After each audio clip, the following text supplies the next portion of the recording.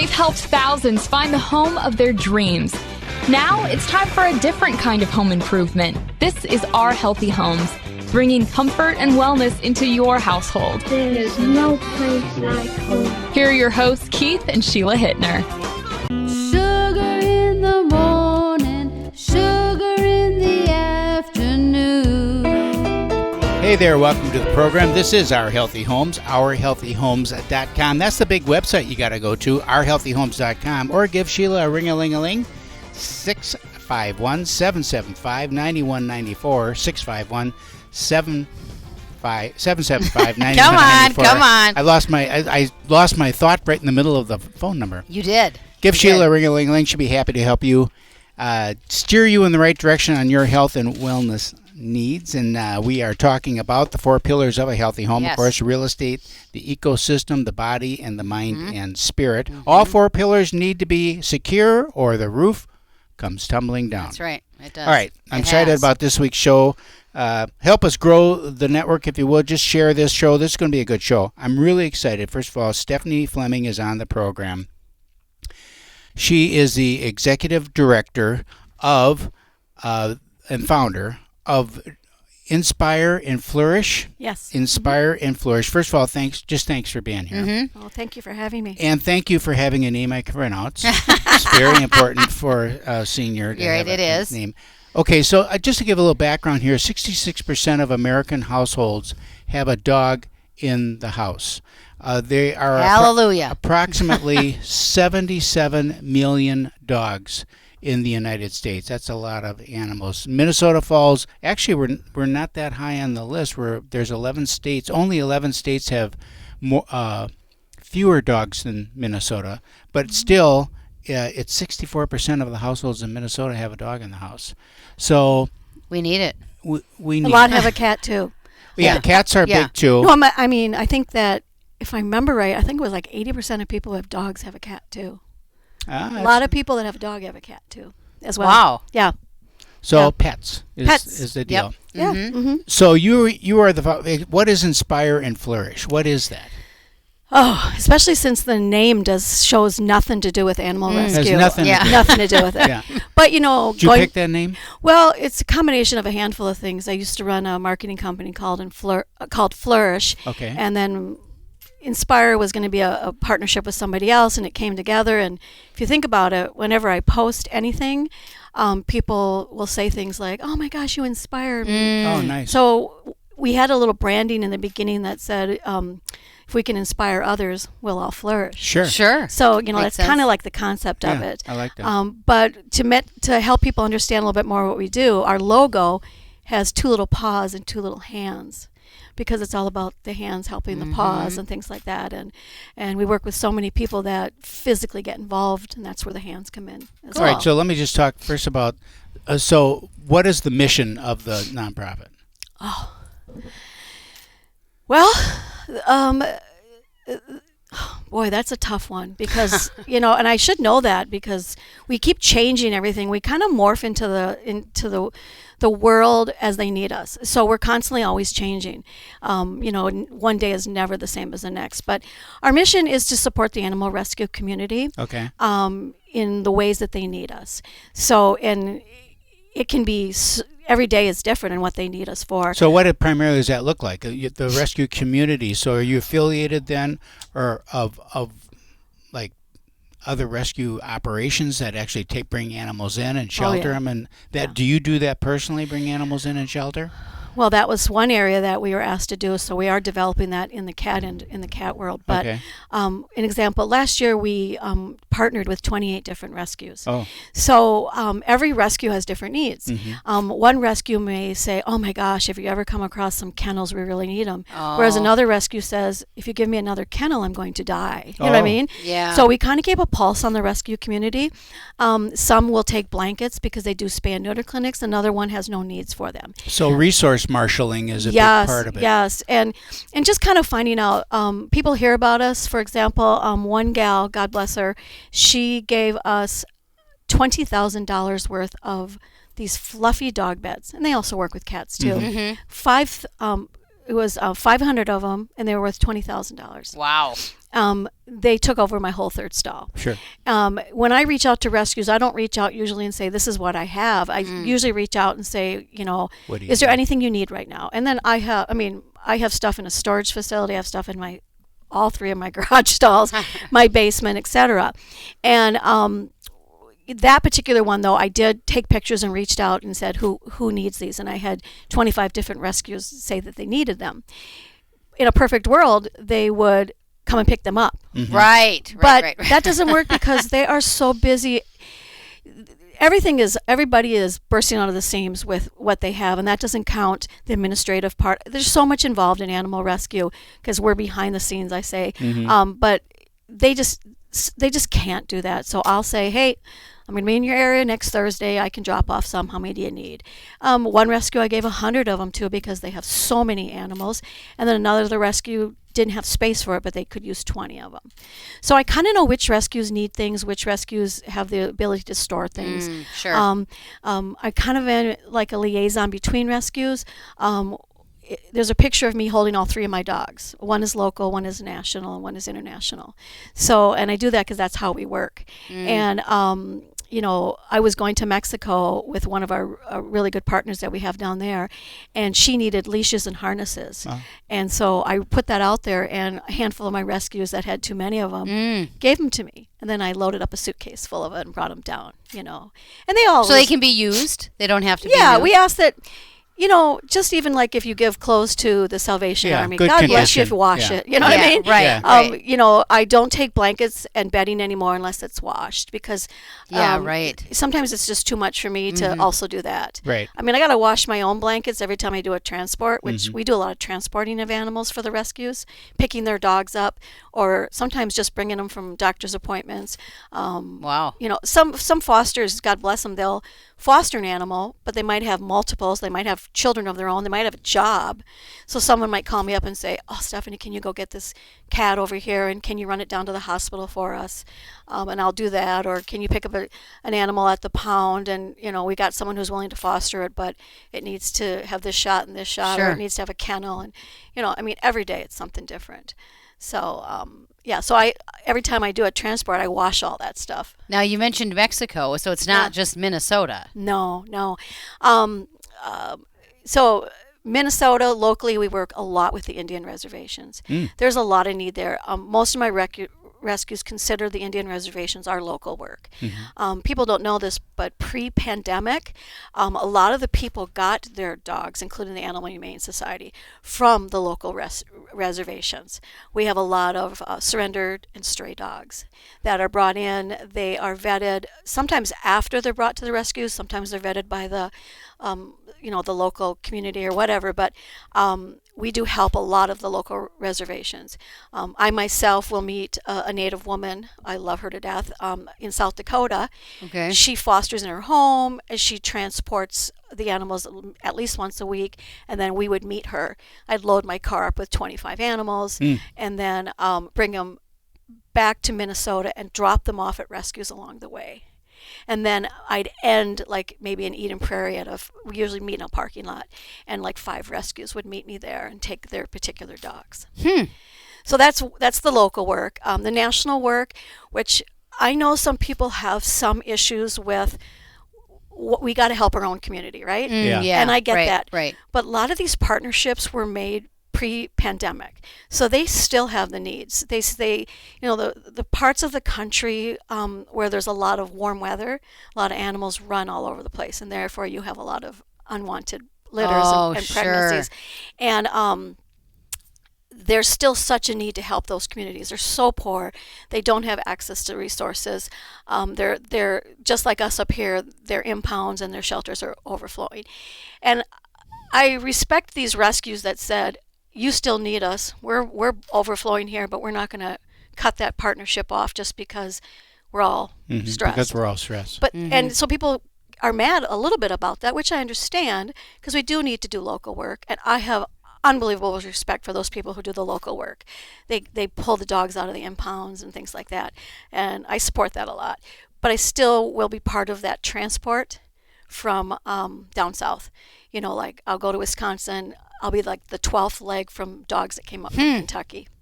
And then I'll bring them to Minnesota, and my rescues will meet us, and they'll take their own dogs.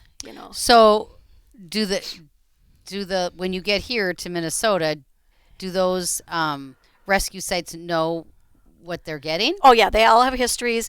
A lot of times they're spay and neutered if they're if they're surrenders. And every dog is different. Okay.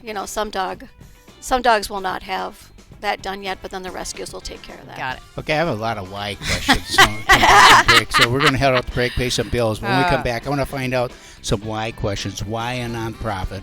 Why animals? I want to know how you got interested in that. This is Our Healthy Homes, ourhealthyhomes.com, 651-775-9194. Give Sheila a ring-a-ling-a-ling, and we will be right back after these messages.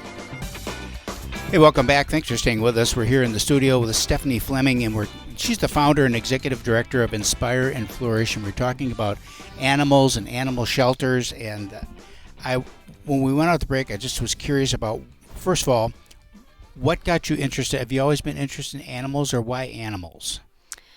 I'm probably one of those girls that men and women can relate to when they were children, where they'd find a squirrel or their chipmunk or baby bird, and they'd bring it into the house and try to save it. Yeah, pet squirrel. That's all of us. That's all. The shadow. I've done the squirrels. I did got my first bird because my dad felt bad that it died in my presence. Things like that. But I've just always loved animals, and I feel like they're the part that keeps us all whole and calm. I mean, there's a little dog right here in the studio, and look at her. She just makes you want to take a nap. I just think that for everybody's health, there's nothing better than petting an animal, no matter what kind it is. Okay. Well, and just a story about that was that we were at a funeral, and it was outside, and it was going fine and everything, and we're in a farm of 80 acres, so there's like no neighbors around or anything. And during the service, here comes this little dog out of nowhere in the front, down the hall, and everybody said they could just feel everybody just relax. Yep, relax. It was pretty cool. I mean, I'm one of those gals that, of course, I wouldn't adopt one to them, but homeless people. They'll find the homeless dog, and that's usually how it happens. And I'll tell you, I mean, it's not the best situation, and they took advantage of the services that are available if that dog needed to be spayed or neutered or even fed, because food is always at the food shelves. But they'll feed that dog before they'll feed themselves. Yeah. Because they know that dog gives Depends them all the stuff that they're not getting from the world. And so, just on a side note, I don't encourage it, Right. and if someone that was homeless wanted to adopt a dog, we probably wouldn't. But, they find them, they find each other. Yeah. Okay, so you love animals. So then what moved you in the direction of, I need to devote my life to this? Well, I am a cancer survivor, so I have a different way of looking at life. I shouldn't be here today. So I'm doing right now what I want to do. I've raised my children. I put them through college. One of them's married. I'm going to be a grandma. Hey, it's my time. So I did animal rescue for almost 10 years now. And halfway through it, I realized that I was funding it with my own money. And, people would say things like, oh, are you a 501c3 nonprofit? And I'd say no. But I was working with all of them. And so it was just in the best interest for everybody concerned to make it a 501c3. So if people wanted to donate to us at a higher level, they could. And it's easier that way to do many things that I do. So tell me about that process now, because I'm always interested in the mechanics of how things work. So you decide, okay, I need to generate some revenue here so I can fund this process. And so you go do a 503c. Is that a cumbersome process or 501c? Yeah. Is that a cumbersome process or easy? Do you have to have a board of directors? Do you have to have oversight and audited financial it statements? It sucks. I'll be honest. I bet it does. Setting those things up. I was doing it at the same time as a couple different friends were doing theirs. One gal, God bless her, she did all the paperwork herself. That's not me. I can't do that. But another friend who was starting one at the same time, we used a nonprofit lawyer. Okay. And she was wonderful. She wasn't that expensive, but of course I paid for it my own self. Sure. My own self. And, she helped me get all the paperwork, get established, submit the paperwork that needed to be done. And then I found the people to be on the board. And we're a working board. So we have a president. We have a secretary, we have a treasurer, we have some committee members, a social media person. But I do expect them, and hopefully they're still wanting to participate in all the things we do. Mm-hmm. Sure. So it's not like, we go to all the events. We plan everything together. They're down to, setting up everything right before we do it and all that. So we're literally the whole team, together. So when you talk about fundraising, then what kind of fundraising activities do you do? So if someone is listening right now and they think, that's something I can get into, like a lot of the aggregators of resources, it's like, I don't need any more cages, but I could use some cash. So because cash is fungible, and now I'm free to answer the call from another agency that says we need this. We can go out and buy it now with this fungible resource of cash. How do you generate that? What kind of fundraisers do you do? Well, first of all, if someone wants to give me a substantial amount of money, I will spread the word all over the world that they did that, and they can actually become kind of like a sponsor of it. Mm-hmm. I'm all about partnerships. If we could all work together, there's so much we could accomplish. But some people need or want to know that, hey, we did this. Mm-hmm. But the biggest thing we do every year, our biggest fundraiser, we do a fashion show with mostly Chihuahuas, because I'm a mother of 3 Chihuahuas. It's about 10 Chihuahuas that have been with us the whole time. This will be our 5th annual. The Chihuahuas dress up in beautiful designer clothing from designers all over the world. They're all, though, rescues. And they walk the runway in these clothing. And so when you said fashion show, my mind went somewhere else. And that's the worst. And that's why we have to remind people, you can wear jeans and come. Some people freak out and think, oh my God, I'm not going to a fashion show. I'll have to dress up. Right. No, it's for the dogs. A doggy fashion show. Look at me. I'm a handshake gal in jeans and skirts. I don't like dressing up. Yeah. But they walk down the runway, and then we have dogs up for adoption that also walk down the runway. We give a little bio on them. We usually have 3 or 4 rescues there. We have a silent auction, a live auction. Last year we were privileged to have some women that were part of the Miss America pageant as our models, and they want to do it again next year. And they walk the dogs down, holding the dogs with their designer outfits. So where is this at? Well, for the last 2 years, we've done it at Northern Stacks Event Center, which is in Fridley. It's connected to the Forgotten Star Brewery, and we're hoping to do it again this year. We're starting to outgrow the space a little bit, which is really sad because we love that venue. It's just a big open warehouse space. But, we can usually accommodate about 250 people, and we're kind of at that now. But it's a wonderful event. We have the photo booth there. We have some appetizers. And we usually have some kind of a video or something. It's just a full evening of fun. And there's usually, by the end, there's over 50 dogs there. Some people bring their own dogs because it's dog friendly. Do you have games or anything? No, we did have a spinning wheel this year, and that was free. You got a ticket, you got to spin the wheel and there's some stuff. And then we have some swag when they leave. That's all we do for that. I do own 100 carnival games, so I do partner with some. That's a whole nother story, but we do. I know who I'm calling. Yeah, exactly. I love doing parties at events. Yeah, we do partner with some of the people that if they want to put on an event, they'll say, Stephanie, can we use your spinning wheel, or can we use this, or can we use that for the kids and stuff? And so they know they have access to that with me. But so that's the main thing, and then we do a lot of weekend events, like at breweries. And, the breweries will give like $1 a pour to our organization. Sometimes we'll bring our photo booth in. We do some dog events sometimes. That money isn't for us, it's for them. But if we bring we have an online store, we'll bring some of our store items that people can purchase. So between that, the $1 a pour, whatever the place has offered to us, we could still make $1,000 on an event. So what's on the store? What do you have at the store? Oh my gosh, we have everything. We're trying to streamline it because we have so much inventory, but we have 200 runway outlet designs that were worn by other dogs that we sell at a really unbelievable price. Some of those dresses are $200.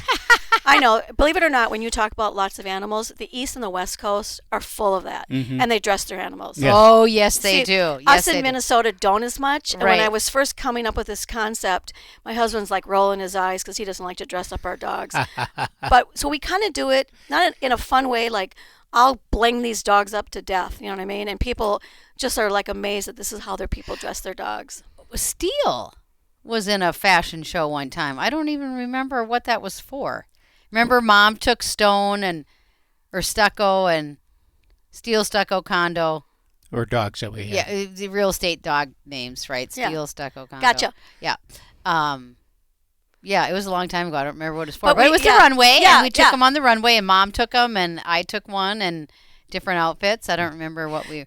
When you say that, so like the first year we let the dogs walk, and sometimes, you know, they don't like to Yeah. walk. Yeah, if they're right, not- exactly. But this last year, one of my colleagues, God bless him, I'm sure that cost him thousands of dollars. He had a bunch of men come in and build a stage. Wow. Because someone the year before said, there were so many people I couldn't see the Couldn't dog. see, right. So now we're having the Oh, models just walk with the dogs. Yeah. One of the gowns is a portrait gown. So I want you to visualize in the 1800s when people used to do portraits.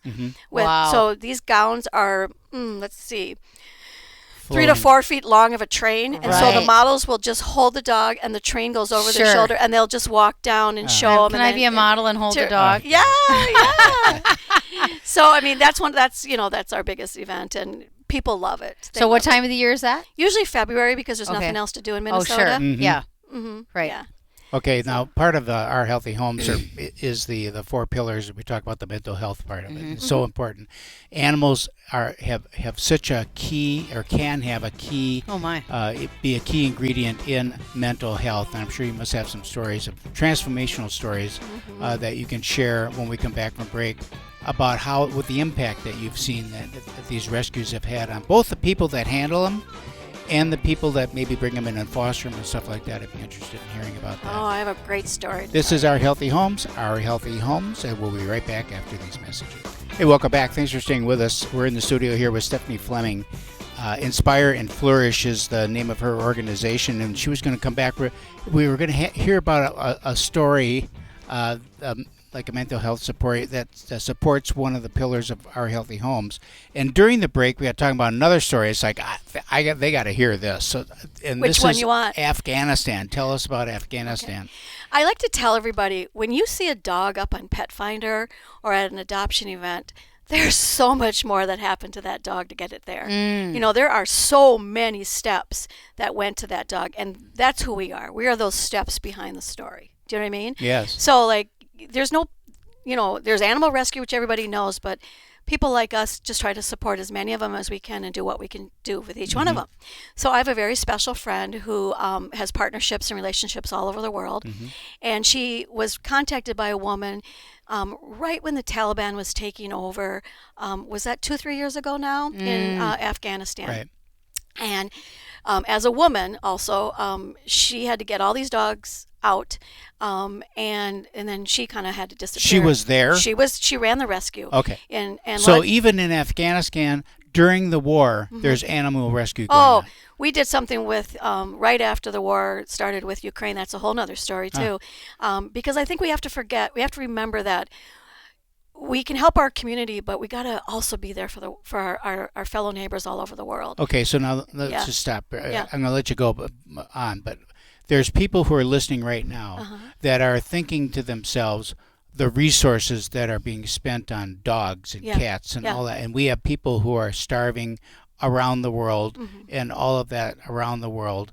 How do you respond to that? I mean, well, believe it or not, there's organizations that help the people, that help the children, that do all this, and helping the animals helps the people too. And so, a lot of these animals were lifelines for a lot of people over there. And the woman, this was her joy, and this was what she did: is she saved animals that were taken care of terribly, and she housed them, and they didn't get adopted out. She just took care of them, and that was her life mission. Okay. And so when the Taliban was taken over, and she had to get rid of these animals, she reached out to different people in the United States and Canada, and my friend came up and she said, I will help you. I mean, and it's only 57 dogs, so it's like it helped her so that she could hide from what she needed to hide from and get her animals taken care of. This was her life's mission. So we were supporting her life mission. And there's people who help the children. There's every portion of the world needs help in different areas, and everybody has their skills and their desires and the things they like to support. But we do a lot of local work too. But we do these occasional, once or twice a year, these international projects. So she had 57 of these dogs. They went all over the world, they went all over the United States, California, Chicago. I don't know if we went out to New York, and then Canada. And then she asked us to go to Chicago and pick up a load of them that came in, and it was 9 of them. They were in their crates for 40 hours, and the crates were small because it was all they could find. Sure. And we went there, and your heart, oh my gosh, just breaks when you see what I saw. And they barely could come out of those cages. I mean, I have pictures on the website. There was a local woman who did an article on the whole thing. Kevin Berger, she used to be on the radio. Oh, sure. Yeah, Kevin Berger, she did an article on it. And the picture that she featured was the picture that I took of a Marine. We were met by the Marines over there in Chicago, and they helped us pull these dogs out, and they couldn't move. They couldn't stand. Oh my gosh, it was just terrible. And we took them out of their cages. We cleaned their whole cages up. We put in special bedding for them. You could just see the transformation within a few hours. It took us about 6 hours to do it, and we were at the airport for 10 before that, and got them back into these cages and fed them and walked them and did all this stuff. And then it was 2 o'clock in the morning, and we needed to get them out back to Minnesota. And we loaded them into a van that I had rented and brought them back to Minnesota, and were met with 3 different rescues to take them in. And now, are these dogs now adoptable or not adoptable? Most of them, Kevin did a story on them. Most of them were all adopted. Only 2 of them went to a sanctuary, and that's because the woman who ran it, for example, these were dogs that were very dear to her heart. And one of them, I can't remember his name now, but one of the rescuers that were working with me wanted to adopt him. And she said no. The woman in Afghanistan said to the woman who ran this sanctuary, and it's Minnesota, Wisconsin, said, I want to know where this dog is for the rest of its life. It's had such a hard life. Just make it part of your pack and find a beautiful, let it be living with you for the rest of its life so I don't have to worry about her. And she did. And so that dog stayed there. But through that course, the man that I met ended up wanting a Belgian Malinois, and I had one with my partner in Mexico, and that's a whole nother story. I mean, our organization paid to bring that dog up here, get it vetted, and he's from Chicago, and we got him that dog. So, it all generates, finding homes for other animals with each experience sometimes. On these rescues, as you recover them and bring them in, and you vet them and get them back, what's the turnaround time on that when you see the dog that's recovered enough so that it can go into a home, or does it then go to a fostering situation, or what's the move through? Always, usually, to fosters because they need to decompress. Okay. There's the 3-3-3. 3 days for a dog to decompress, 3 weeks for a dog to learn a routine that they can get familiar with, and 3 months for the dog to realize, hey, I think I'm home. Okay. I feel comfortable. I'm not going to be sent someplace else. And so, especially when dogs come from other parts of this country and of the world, they usually quarantine them for like 2 weeks. Okay. And so they're quarantined without other animals around, and then they're given their vaccinations and whatnot, and that's usually within a foster home. Some shelters, that we have some shelters here in Minnesota, like I have a couple up by my cabin up north. They're just really organizations that had enough money to build a physical building so they can put the animals in their own little cage or their section of the building for that. And then they'll find they can be that way, or they can be in a foster home for those couple weeks. So then do you help place them? No. Or no. Who places the foster? I'm going to be a foster parent for a dog. Yeah. Okay. First of all, is it disruptive for the dog? Because you said, they've been moved, and the dog finally says, oh, I'm home, and now all of a sudden he's getting shipped off to the real home, to a permanent home. Is that harmful, or is that no? How do they react to that? It's usually not that many. Like, for example, think about the Afghanistan dogs. They literally left their shelter, their home, in Afghanistan. Yeah, and then came here, and immediately we put them in with a rescue. So that's only 2 steps, right? Okay. And then they stay with that rescue or that foster or whatever it might be until make sure that it's healthy and ready to go. And then it goes to a foster home, and then that person is the one who evaluates what would be the best home for this dog. Okay. And as long as they're showing the dog love and compassion, they get to see those transformations. I've seen it when I've I've fostered dogs. I watch them within 1 week how much they change. I picked up a dog in Chicago a couple weeks ago that came in from Puerto Rico, and to one of the local rescues here, and I had her for like 3-4 days, and I taught her how to walk up and down steps. She hadn't done that yet. She didn't know what a treat was, I could tell. And, your own dogs will help teach them, too. Oh, yes. So most right, fosters have their own in-house dogs Sure. that show them the way. So then you kind of get to know their personality. And so I could tell the rescue, oh, this is what she likes. This is what I've done with her so far, things like that. And then she goes to a foster home. And sometimes the foster homes are called foster to adopt. So they kind of like that dog already. So they're going to foster that dog with the hopes to keep that dog. Yeah, right. And if it doesn't work within their own home animals that are in the house, then they just foster it. Usually, God bless them, they'll still keep that dog even though it's not perfect for their home. Yeah. But they'll keep that dog until they can find the right home. And right who's home for it. who's responsible for finding the right home? The rescue. The rescue, not the foster parent. Well, some organizations allow the foster parent to be part of that decision, and some don't. They just want them to be a house, and then they say, Housing. what would be the best home for this dog? But because if you've ever tried to sell your home by yourself, someone that comes in to look at the house, if the homeowner is standing right there, Yeah. they don't like that. Right. Like, what do you mean you want to rip down that Yeah, wallpaper? yeah, I right. like Yeah, it. right. And so if they really love that dog and that person comes in and don't like that person, you're not getting my dog, Right. Yeah, Exactly. so it depends. A lot of my fosters and people that I know, they've been around a while, so they know what a good home is. When do you find it's a problem when dogs maybe have been abused or whatever the circumstances are that they become aggressive? How do you cope with that? Well, believe it or not, rescues are meant. I have one rescue. She takes all those cases.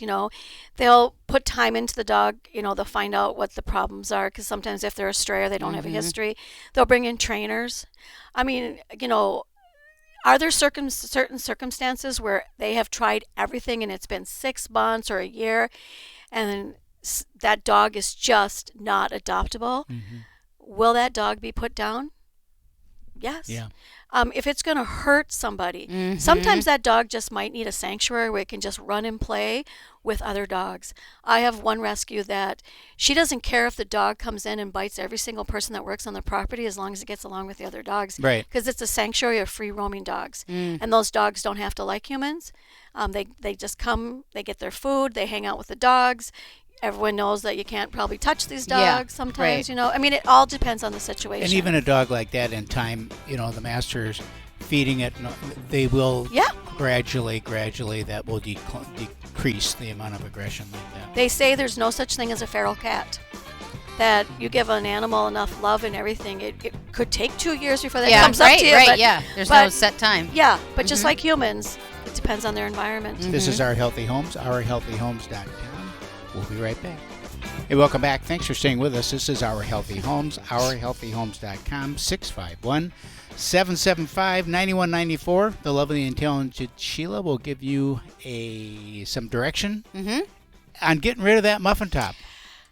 My new passion. Okay. My new passion is the muffin top. All Okay. right. And it comes with my story, right? At 50, having a muffin top when I didn't do it, and thought, why do I have this muffin top when I didn't do this to myself?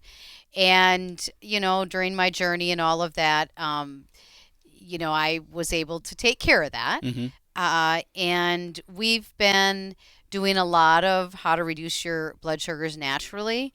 And it kind of came from that, because a lot of people we were seeing are concerned about, the diabetes 2 coming and late onset. And now diabetes not every 3. Yeah, right. And not every woman that's come has had the muffin top, but the majority has. So I'm sitting in these classes that my partner teaches, and I'm thinking, okay, that's the place I want to start, right? Most women over 50, but now 40, have a muffin top, and you don't need to have it. I'm proof of that. And it's reversible. Yep. Right? And like he said the other day, I've cracked the code, right? And if you are wanting to have a conversation and you're ready to really focus on yourself. I find that most women over 40 now are at the point of their life where I'm done raising the kids, or they're independent enough.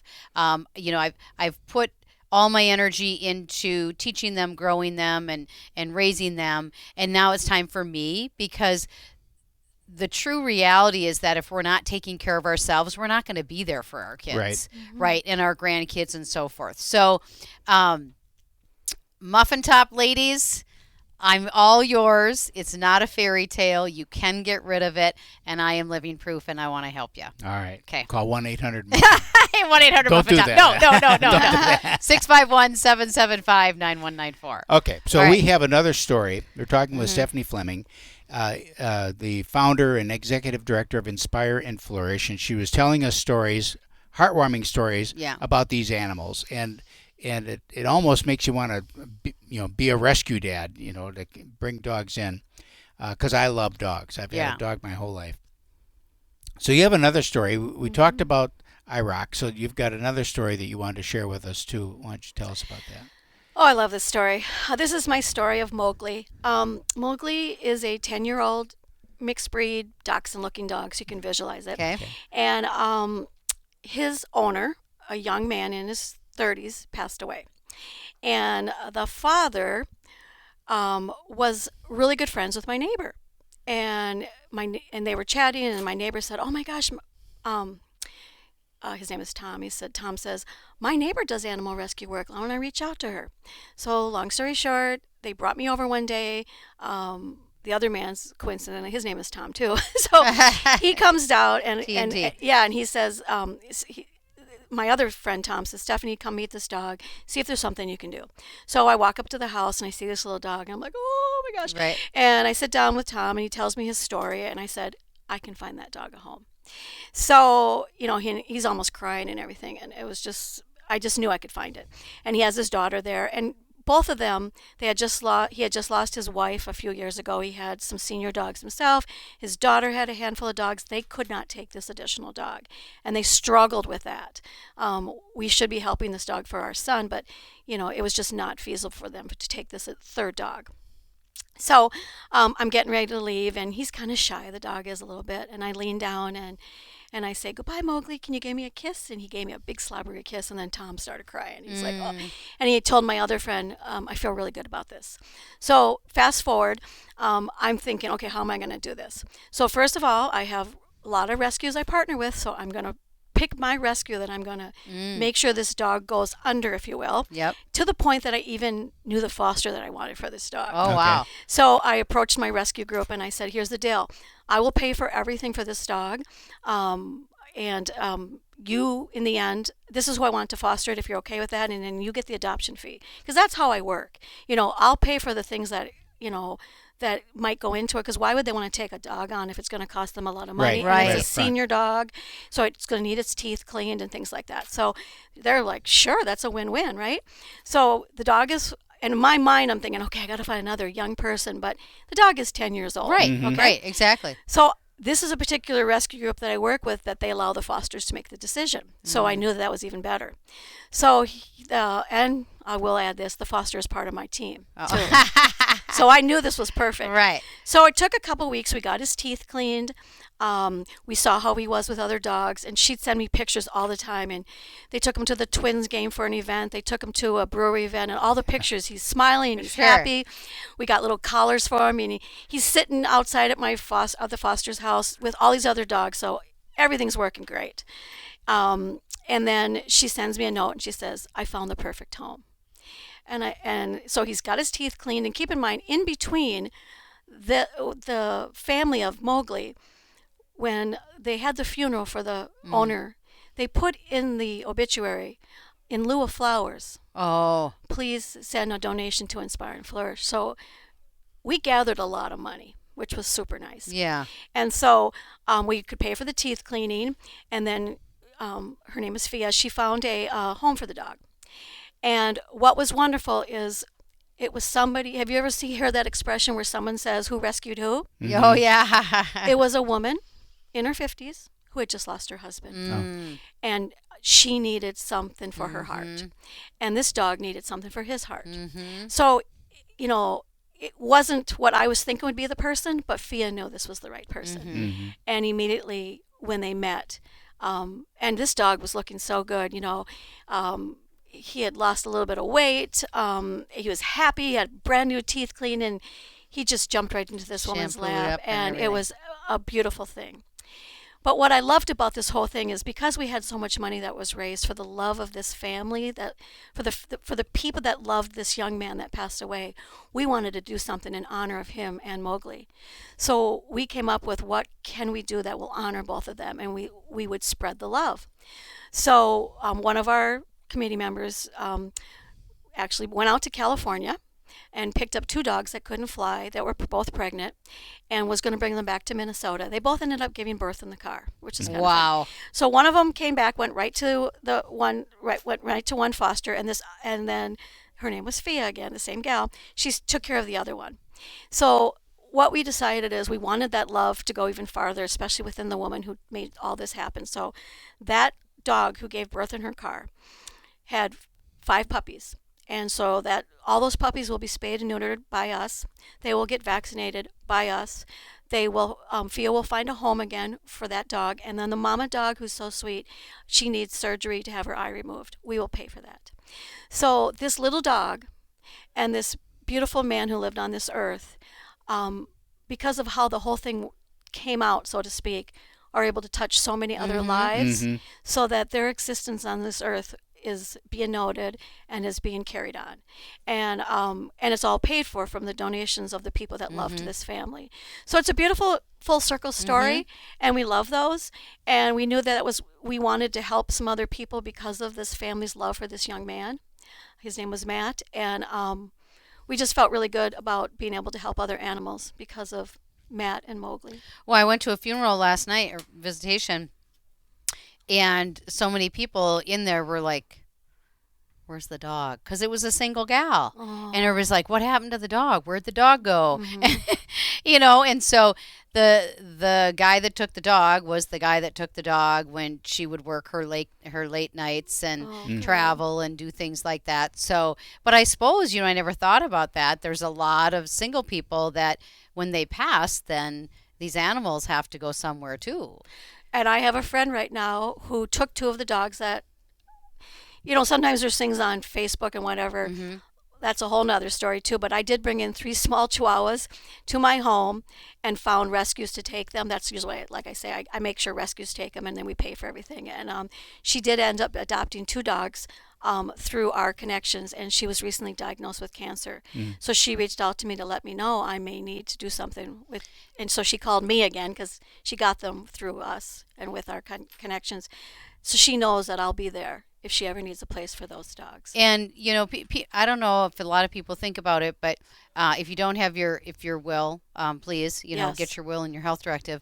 But in the will now, there's a spot, for caring for the pets. For caring for the pets, and how much money do you want to leave to the person that's going to care for the pet, and so that's important to us. If we pass, like, where are our dogs going, and peace of mind for you. Right, exactly. Yeah. So if that's something you haven't thought about, maybe you want to update that will and get your health directive in place, and people can will it to something like Inspire and Flourish, right? Yes. And we'll make sure that we honor those people and do something good with that money, besides taking care of that animal as well. But because those are stories that people can resonate when they understand stories. Just like the commercial with Chewy, with the cat. He gets the lake home. Okay, so in the last about 30 seconds here, just tell, if people want to support your organization, support the work you're doing, how can they get in touch with you, and how can they help? Oh my gosh. So we love volunteers. We'll always take money. If you have donations, we'll take those as well. They can contact us at inspireandflourish.org. They can also follow us on I think on Instagram it's Inspire and Flourish MN. And so there's lots of ways just to follow us, like us. Phone number? Yes, there's a phone number right on the website too that they can call. and it says right on there how they can help too. So awesome. inspireandflourish.org. Yes. All right. Yes, This is our thank Healthy you. Homes. Thanks for staying with us through the program. We'll see you next week. But when he calls me sugar, I love that man with all my might. Sugar in the morning, sugar in the afternoon.